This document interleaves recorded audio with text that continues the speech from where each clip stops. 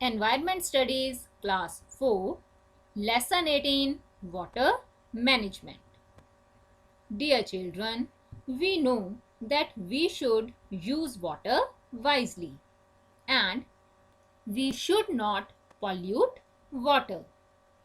Today, we will know about different ways of water storage at our homes. So, let's start our topic water storage from page number 129.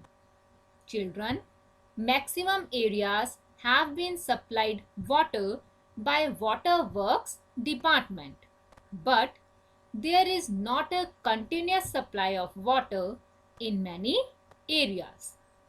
Waterworks Department supplies it at fixed and regular intervals. So, the water needs to be stored. And children, there are many ways to store water. First is earthen pitchers are used for storage of drinking water in villages where water remains naturally cool. Second is some people construct water troughs in their houses or manage open places for animals to drink water. Children, the third point is people living in towns or cities keep big water tanks on the rooftops of their houses. From there, water is supplied to other places like bathroom, toilet, kitchen, etc. Now, the fourth point is some people use buckets, tubs, plastic boxes, earthen pots, etc. to store water.